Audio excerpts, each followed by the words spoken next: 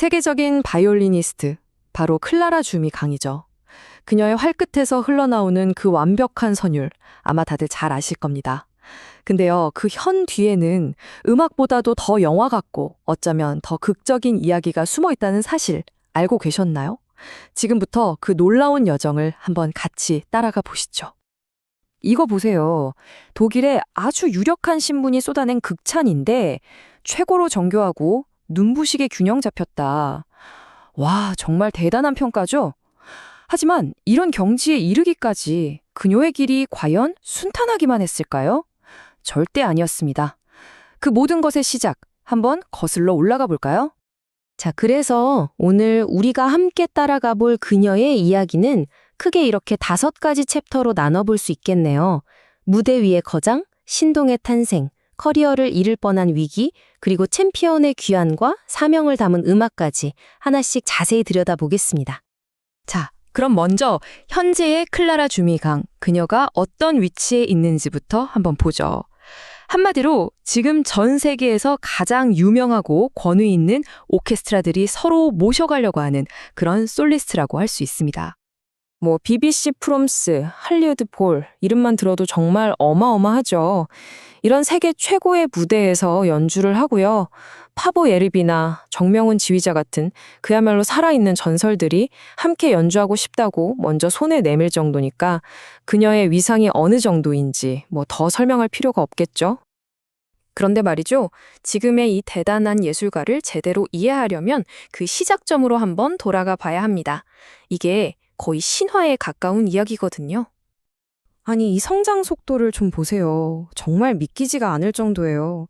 3살에 바이올린을 잡고 4살에, 그러니까 보통 아이들 유치원 다닐 아이의 음대에 최연소로 입학을 해요. 그리고 바로 다음에 5살에 함부르크 심포니랑 협연 데뷔를 합니다. 이건 그냥 재능이 있다, 이 정도 수준이 아니죠. 말 그대로 당시 독일 잡지에서 불렀던 것처럼 분더킨트, 진짜 신동이 나타난 거였어요. 이렇게 어린 나이에 그야말로 정점을 찍었는데 모든 게 완벽해 보였잖아요. 그런데 정말 사소해 보이는 단 하나의 사건 때문에 이 모든 커리어가 송두리째 멈춰버릴 뻔한 엄청난 위기를 맞게 됩니다. 정말 충격적인 이야기인데요. 그 원인이 바로 농구 때문이었습니다.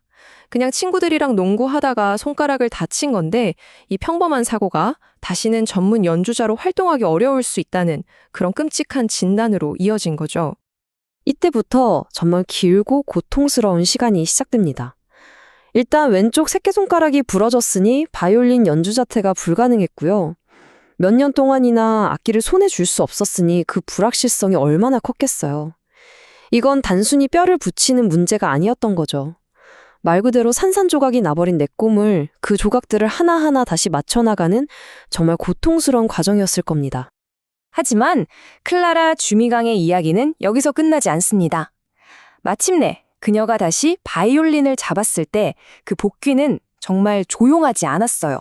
뭐랄까, 클래식 음악계 전체를 뒤흔들어 놓는 그야말로 챔피언의 귀환이었거든요. 이 기록 좀 보세요. 정말 말이 안 나올 정도죠? 2009년 서울국제음악 콩쿠르를 시작으로 2010년에는 샌다이, 그리고 인디아나폴리스 콩쿠르까지. 단 2년 만에 세계에서 가장 권위 있고 까다롭기로 소문난 콩쿠르 3개를 그냥 다 휩쓸어버린 겁니다. 이게 바로 그녀의 복귀전이었어요. 자, 숫자 100. 이게 뭘 의미하냐면요. 2012년에 한 주요 언론사에서 선정한 한국을 이끌어갈 가장 유망하고 영향력 있는 인물 100인에 그녀의 이름이 올라갔다는 겁니다. 그녀의 이 컴백 스토리가 얼마나 큰 울림을 줬는지 알 수 있는 대목이죠. 그런데 말이죠. 이렇게 화려하게 재기에 성공했지만 클라라 주미 강에게 콩쿠르 우승은 끝이 아니었어요. 오히려 더 깊고 중요한 무언가를 향한 하나의 발판에 불과했습니다. 바로 이 지점에서 그녀의 예술이 한 단계 더 진화합니다. 단순히 기술적으로 완벽한 연주자, 콩쿠르에서 우승하는 퍼포머를 넘어서서 자신의 음악을 통해 사람들에게 위로와 용기, 그리고 치유의 힘을 전하는 그런 깊은 사명감을 가진 아티스트로 거듭나게 되는 거죠. 그녀가 직접 한 말이에요. 전쟁과 분쟁이 있는 나라에 음악을 전하고 싶다. 그곳에서 음악이 멈추지 않았으면 좋겠다.